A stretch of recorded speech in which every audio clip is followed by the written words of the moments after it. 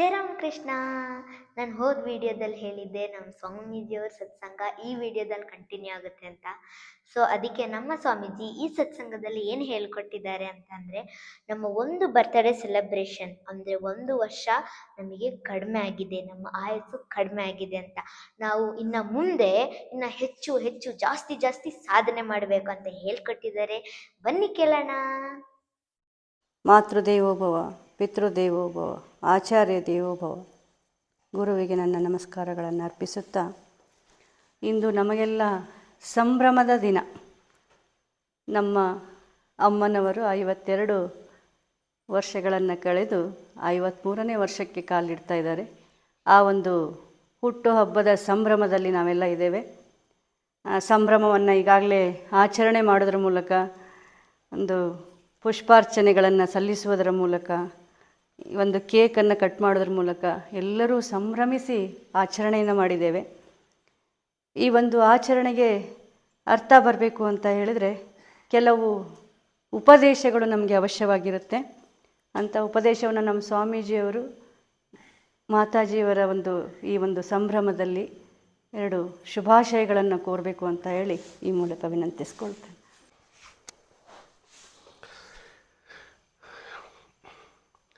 ಓಂ ಗಜಾನನಂ ಭೂತ ಗಣಾಧಿಸೇವಿತಂ ಕಪೀತ್ಥಜಂಬೂ ಫಲಚಾರುಭಕ್ಷಣಂ ಉಮಾಸುತಂ ಶೋಕ ವಿನಾಶಕಾರಕಂ ನಮಾಮಿ ವಿಘ್ನೇ ಸ್ವರಪಾದಪಂಕಜಂ ನಮಾಮಿ ವಿಘ್ನೇ ಸ್ವರಪಾದಪಂಕಜಂ. ಓಂ ನಮಃ पार्वती पतये हर हर महादेव. तो सबसे पहले माता जी को उनका जो 53वां 53rd जो बर्थडे है उसके लिए शुभाशीर्वाद, जन्मदिन मंगलमय हो. तो इस अवसर पर हम सब यहाँ इकट्ठा हुए हैं. तो तत्व दृष्टि से अगर हम देखें तो जब हम जन्मदिन मनाते हैं, एक तो जैसे हम अपने सनातन परंपरा के अनुसार जैसे हम मनाएं, ये बड़ी अच्छी बात है. नहीं तो आजकल सिर्फ केक काटने तक ही सीमित हो गया है. तो इसमें मेरी जो मान्यता है, जन्मदिन मनाते समय हमें देखना कि अभी 1 साल और उम्र बीत गया, एक स्टेज से हम दूसरे में जाके अभी पहुंच गए. तो इस 1 साल में जीवन में कुछ हमारी उन्नति हुई है या नहीं, हम कहाँ खड़े थे और कहाँ पहुँचे हैं. जन्मदिन मनाने का सबसे बड़ा काम है कि मैं आगे बढ़ भी रहा हूँ या वहीं खड़ा हूँ. क्योंकि उम्र तो जो है खड़े खड़े पेड़ भी अपने पूरा कर देते हैं, है ना. तरबपि ही जीवंती जीवंती मृगपक्षिण सजीवती मन यस्य मननेन नौपजीवती. योग वासिष्ठ में कहा गया है कि तरबोपि ही जीवंती, कहते पेड़ पौधे भी जीते हैं. जीवंती मृग पक्षिण, पशु पक्षी भी जीते हैं. पर वास्तव में जो हमारा जीवन का जो परिभाषा है सजीवती, वो वास्तव में जीता है मन यस्य मननेन नौपजीवती. मनन करते करते जिसका मन समाप्त हो गया है, जो मन से परे चला गया है. तो ये जन्मदिन का एक सबसे ये, इसको मैं एक तरफ से एक रिमाइंडर जैसे मानता हूँ, हमें जगाने वाला कि ऐसे है. क्योंकि मैं कहाँ खड़ा हूँ व्यक्ति खुद ही पता कर सकता है. मेरी जो आध्यात्मिक स्थिति क्या है ये आप पता नहीं लगा सकते. तो सबसे बढ़िया चीज है ऐसे अवसर पे, हर किसी के जन्मदिन पे हम देखें कि कितना समय बीत गया और भगवान और कितना समय आगे देगा कोई पता नहीं. जिस उद्देश्य के लिए हम आए थे वो पूरा हो गया है या हम नजदीक पहुंचे हैं. तो सबसे बड़ी चीज है ये हमें रिमाइंडर है. शास्त्र में लिखा गया है कि यावत स्वस्थ कलेवर, जब तक शरीर स्वस्थ है, मतलब ज्यादा भयंकर बीमारियां नहीं है, सब कुछ ठीक चल रहा है। यावत च दूरे जरा, जब तक बुढ़ापा दूर है। यावत क्षयन आयुष्य, जब तक उम्र समाप्त नहीं हो गया है। तावत कुरुस्व प्रयत्नम, उस बीच प्रयत्न करके अपने लक्ष्य तक पहुंच जाओ। लक्ष्य मतलब आप उसे आत्म साक्षात्कार कहिए, भगवत दर्शन कहिए, भगवत भक्ति कहिए, क्योंकि इससे नीचे तो हम उसको लक्ष्य मानते नहीं है। सांसारिक कोई वस्तु पाना वो बहुत छोटी मोटी चीज है, तो वो लक्ष्य तो उसको नहीं कह सकते। तो तावत कुरुस्व प्रयत्नम, तो जब तक शरीर ठीक है प्रयत्न कर लो, नहीं तो प्रदीप्ते गृहे च कूपे खनने, जब घर में आग लग जाएगी उस समय अगर हम कुआं खोदना शुरू करेंगे तो कुछ होने वाला नहीं है। तो सबसे बड़ा उपयोग यही है, हर साल यह हमें याद दिला देता है कि हमारी मकान की एक ईंट और खिसक गया है, एक साल और कम हो गया, उम्र बढ़ नहीं रहा है, घट रहा है। इसलिए जो कमियां हमारे में है उसको हम पूरा कर ले। साधना में जो बाकी है, जितना और चल सकते हैं, जितना तेजी से जा सकते हैं, उस चीज को हम पूरा कर ले। इसलिए जन्मदिन पे ये बड़ी सुंदर चीज है, ये सभी के लिए है, हम संतों के लिए तो है ही, सभी के लिए है, आत्म अवलोकन करने के लिए कि पिछले साल इस समय में कहां खड़ा था, इस एक वर्ष में मैं आकर के कहां खड़ा हूं। और इस निमित्त से सभी लोग इकट्ठा होकर के भगवत स्मरण के साथ एक जो कार्यक्रम है उसको सुंदर ढंग से जब हम निभा लेते हैं तो व्यवहारिक दृष्टि से ये एक बहुत बड़ी चीज है। क्योंकि आजकल लोगों को घर के लोगों के लिए भी समय नहीं है, तो इसलिए किसी विशेष उद्देश्य से सभी लोग एक जगह होना, हंसी खुशी से कुछ समय बिताना, ये बहुत सुखद चीज है। इतना ही कहता हूँ। नारायण नारायण। ಅಮ್ಮನ ಬಗ್ಗೆ ಸ್ವಾಮೀಜಿ ಹೇಳಿದ್ರು, ಅದಕ್ಕೆ ನಾನು ಹೋದ ವರ್ಷದ ವಿಡಿಯೋನ ಅಟ್ಯಾಚ್ ಮಾಡಿ ನಿಮಗೆ ಇವತ್ತು ತೋರಿಸ್ತೀನಿ. ಬನ್ನಿ ನಮ್ಮ ಸ್ಪೀಚ್ನ ಕೇಳೋಣ. आज सबसे पहले तो माता जी का 51वां बर्थडे है, 51वां जन्मदिन है, तो उसमें सबसे पहले हार्दिक शुभकामनाएं हैं। तो मेरे को जो विषय मिला है बड़ा सुंदर है कि जैसे माता जी को आपने देखा है, एज यू सॉ माता जी, तो शायद इस ग्रुप में या थोड़ा और अगर ज्यादा फैला के हम कहें तो माता जी का हर प्रकार की रूप जितना शायद मैंने देखा हूं, इनमें से किसी ने भी नहीं देखा। सही बात। क्योंकि आज नहीं, लंबे समय से मैं देखा हूं, तो उनकी व्यवहारिक जीवन है, उनकी आध्यात्मिक जीवन, उनकी क्रोध, उनकी जिद, सब कुछ मैंने देखा हूं एक तरफ से जो है, ठीक है ना। नहीं तो सबसे करीब अगर मैं देखा हूं, तो इसीलिए हर फेज में मतलब जो सबसे बढ़िया बात अगर है, जो मुझे बहुत अच्छा लगता है, तो एक बार किसी चीज अगर उन्होंने निर्णय ले लिया, अंतरात्मा ने कहा ये सही है, फिर चाहे सारा संसार भी विरोध करे, उन्होंने उस चीज को कभी नहीं छोड़ा। एक बार अंतरात्मा से समझ आ गया कि मुझे यही करना है या ये बात सही है, इसके बाद इन्होंने कभी दुनिया को देखा नहीं, चाहे व्यवहारिक जगत हो चाहे आध्यात्मिक जगत हो। तो सबसे बड़ी चीज आज मैं इतने साल से जो देख रहा हूं, एक बार अंतरात्मा ने स्वीकार कर लिया इस काम को करना है, फिर उन्होंने कर लिया इस काम को करना है, फिर उन्होंने कठिनाई को देखा नहीं है, फिर समाज को उन्होंने देखा नहीं है। तो इसीलिए एक साधक दशा से लेकर के, और एक समय था समाज के प्रति भी मतलब काफी झुकाव था कि समाज के लिए कुछ करना चाहिए, लोगों में जागृति भी लाना चाहिए, उसके लिए भी उन्होंने काफी कुछ काम किया। एक समय था उन्होंने जगह जगह जा करके जो ठाकुर जी, माँ और स्वामी जी की जो वाणी है, उनकी चरित्र है, उनकी दर्शन है, जहां तक हो सके, क्योंकि तब मन में था ये भाव कि ये जो उनकी जो दर्शन है, उनकी जो जीवन है, उनकी जो प्रेरणा है, वो घर घर तक पहुंचना चाहिए, और उन्होंने उस काम को उन्होंने ईमानदारी से किया।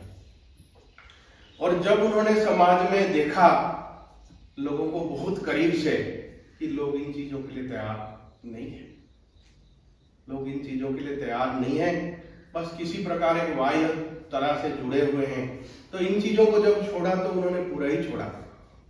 मतलब जब वो बाह्य जगत की जो व्यवहार है या प्रवचन है, कार्यक्रम, जब उन्होंने छोड़ा तो पूरा छोड़ा, और जब उन्होंने किया तो पूरा किया है।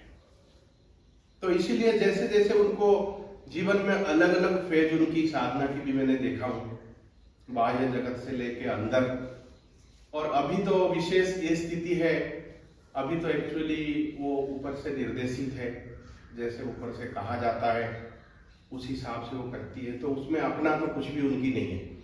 अभी जो भी है परमात्मा ने उनको एक निमित्त बना करके जो भी समाज के लिए, राष्ट्र के लिए, या हमारा व्यक्तिगत जो भी भलाई के लिए जो भी करना है, तो भगवान उनको निमित्त बना करके उन चीज़ों को करा रहे हैं। तो ये एक मैं साधना में सभी के लिए थोड़ा मैं विषय से हटके बोलना चाहता हूँ कि साधना में ये वाला फेज बहुत जरूरी है। एक समय तक हम साधना करते हैं, उस साधना में जप भी हो सकता है, पूजा हो सकता है, पाठ हो सकता है, तीर्थ यात्रा हो सकता है, सेवा हो सकता है, प्रवचन, जो कुछ भी हम करते हैं, अगर हम अंतरात्मा से करते हैं तो वो साधना बन जाती है। तो जैसे हम कोई एग्जाम देते हैं तो मेंस जब क्लियर हो जाता है फिर इंटरव्यू के लिए बुलाया जाता है।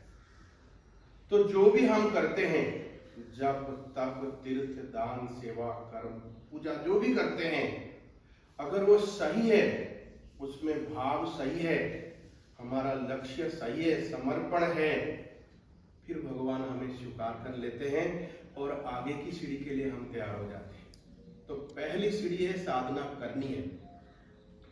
इसके बाद नेक्स्ट जो स्टेज है फिर साधना होती है, फिर करना नहीं पड़ता है। जैसे कुंडलिनी जागरण है, अनाहत है, जो भी घटनाएं अंदर घटती है, साधक करता कुछ भी नहीं है, खाली वो बैठ करके वो अपने आप को अलाउ करता है, so that these things can happen.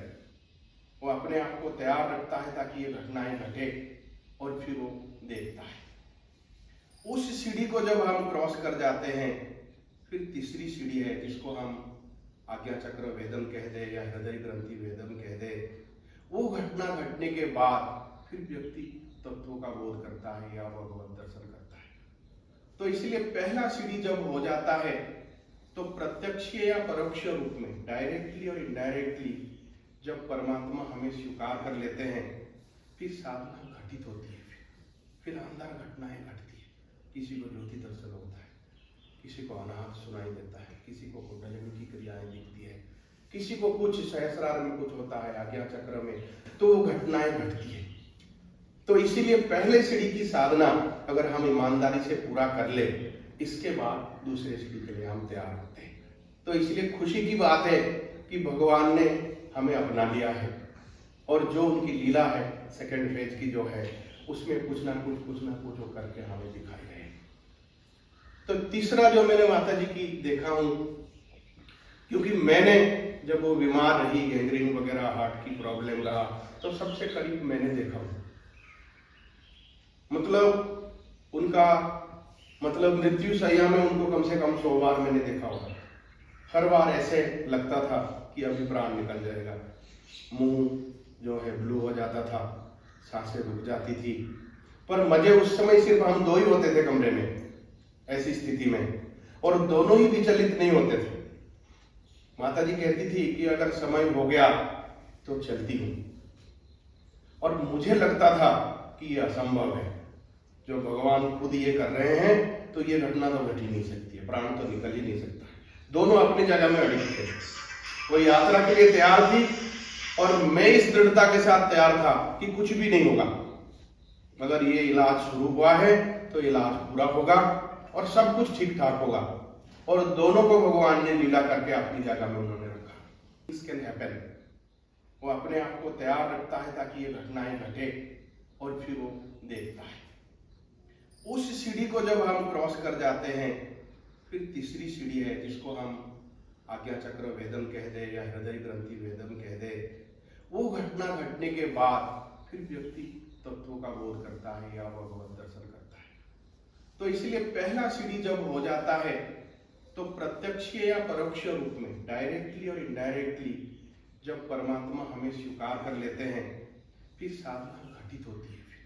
फिर अंदर घटनाएं घटती है। किसी को ज्योति दर्शन होता है, किसी को अनाहत सुनाई देता है, किसी को कुंडलिनी की क्रियाएं दिखती है, किसी को कुछ सहस्रार में कुछ होता है, आज्ञा चक्र में, तो वो घटनाएं घटती है। तो इसीलिए पहले सीढ़ी की साधना अगर हम ईमानदारी से पूरा कर ले, इसके बाद दूसरे सीढ़ी के लिए हम तैयार होते हैं। तो इसलिए खुशी की बात है कि भगवान ने हमें अपना लिया है और जो उनकी लीला है सेकंड फेज की जो है, उसमें कुछ ना कुछ हो करके हमें दिखाई गए।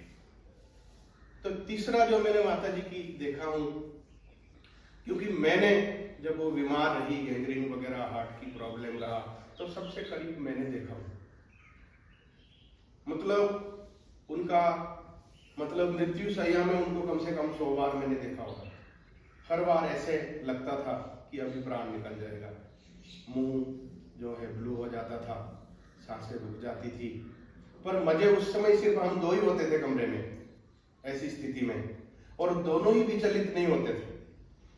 माता जी कहती थी कि अगर समय हो गया तो चलती हूं, और मुझे लगता था कि ये असंभव है।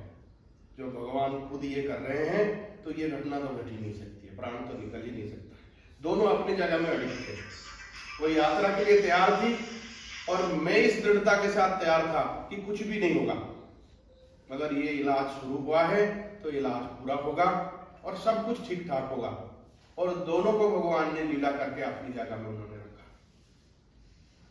इसके बाद जो अंतर जगत की जो चीजें हैं, जिसके लिए हमें कई बार तीर्थों में जाना पड़ रहा है, जो भी जप है, पाठ वगैरह, कई बार मेरे अंतरात्मा इन चीजों के लिए विरोध भी करता है। माता जी से नहीं, मैं भगवान से लड़ता हूँ। मैं कहता हूँ प्रभु जी आप तो समर्थवान हैं, इसको तो आप ऐसे भी डाल सकते, इतना भटकाने की क्या जरूरत है। इतनी भी आप कमजोर तो है नहीं, इतनी बेसहारा है नहीं कि सारे कानून इनके ऊपर लागू करा जाए और इनको घसीट करके लिया जाए। तो कई बार मैं लड़ता हूँ परमात्मा से, पर हो सकता है कि सृष्टि की यही नियम है या जो उन्होंने रचा है उनकी यही उद्देश्य है कि इसी रास्ता में चल करके ये जो यात्रा है पूरी होगी। तो उसको हम सुख से फिर मैं स्वीकार कर लेता हूँ। और जैसे जैसे आदेश होता है, कई बार चाहते हुए, कई बार नहीं चाहते हुए भी, पर करता तो श्रद्धा से हूँ। एक बार जब कोई चीज करता हूँ मैं, बिना श्रद्धा नहीं करता। इसलिए उस फेज में भी मैंने देखा, मृत्यु के करीब होकर के भी दोनों ही निर्विकार थे। वो जाने के लिए तैयार थी और मेरे मन में कभी भी नहीं आया कि अभी प्राण छूटेगा, कभी भी नहीं आया। ऐसे विकट स्थिति में मेरे को लगता था कि ठीक हो जाएगा। इसलिए क्योंकि संसार में हम किसी भी व्यक्ति को सिर्फ बाह्य दृष्टि से देखते हैं। थोड़ी और जब आत्मीयता होती है, प्यार, प्रेम, परिवार, जो उसमें संबंध होता है, माँ बेटे, पिता माता, भाई बहन, तो हम शरीर के साथ साथ मन को भी देखते हैं कि उनके अंदर भाव क्या है, उनकी वाणी कैसे है। और इसमें तो हम तीनों चीजें देख रहे हैं, मतलब व्यवहारिक जगत भी देख रहे हैं, मन वाणी को भी देख रहे हैं, और उससे जो परे आध्यात्मिक जगत की जो लीलाएं हैं, जो ऊपर से निर्देशित होकर के जो चीजें चल रही है, वो चीजों को भी हम देख रहे हैं। इसलिए तीनों स्थल में अपना जो है मजे की बात है, वो जब बातें करती है सूक्ष्म जगत की, इतनी बढ़िया होती है, और फिर अगली मोमेंट में वो छोटी चीज के लिए रुक जाती है। तो ये दो की जो कॉम्बिनेशन है, वो देख के कई बार बड़ा आनंद भी आता है। फिर वो याद आ जाती है हमारी वो जनाबाई जो थी, तो एक तरफ से ज्ञान भक्ति की प्रचार कर रही थी, दूसरी तरफ अपने कंडा को लेकर के वो पड़ोसी से लड़ भी गई। इसलिए भगवान की दृष्टि से भगवान ने तीनों जगह में स्वतंत्रता दी है। मतलब ये भी नहीं बंधा है कि आपको आध्यात्मिक अनुभव है तो बाह्य जगत में आप निष्क्रिय हो जाओ, उसको भी खुला छोड़ा है। जो आपका स्वभाव है उस हिसाब से आप जीते रहो। आध्यात्मिक अनुभूति भी दे रहे हैं और साथ में थोड़ा प्यार, प्रेम कुछ भी दिखा करके जो जो भी हमारे मतलब साधना में बाकी है उसको भी वो करा रहे हैं। ठीक है, तो मैं ज्यादा समय नहीं लेता हूँ। बाकी सबको भी समय मिलना चाहिए। ಈಗ ನಮ್ಮ ಸ್ವಾಮೀಜಿ ಅವ್ರದ್ದು ಭಾಷಣ ಮತ್ತೆ ಸತ್ಸಂಗ ಎಲ್ಲ ಕೇಳಾಯ್ತಲ್ವಾ, ಆಮೇಲೆ ನೆಕ್ಸ್ಟು ಇದೆಲ್ಲ ಅಷ್ಟು ಅಂತ ಹೇಳ್ಬಿಟ್ಟು ನೋಡೋದು ನಿಲ್ಲಿಸ್ಬೇಡಿ. ಇನ್ನು ನಮ್ದು ನೆಕ್ಸ್ಟ್ ಇದೆ, ಅದು ಅಮ್ಮನ ಬಗ್ಗೆ. ನಾವು ಅಮ್ಮನ ಮಕ್ಕಳಲ್ವಾ, ಅದಕ್ಕೆ ನಮಗೂ ತುಂಬ ಖುಷಿ ಇದೆ. ನೀವು ಅದನ್ನ ನೋಡಿದ್ರೆ ನಕ್ಕು ನಕ್ಕು ಇಡ್ತೀರಾ ಮಾತ್ರ. ಸೊ ಅದಕ್ಕೆ ನೆಕ್ಸ್ಟ್ ವಿಡಿಯೋದಲ್ಲಿ ನಮ್ಮ ಭಾಷಣ ಕಂಟಿನ್ಯೂ ಆಗುತ್ತೆ. ಅಲ್ಲಿವರೆಗೂ ಜೈ ರಾಮ್ ಕೃಷ್ಣ.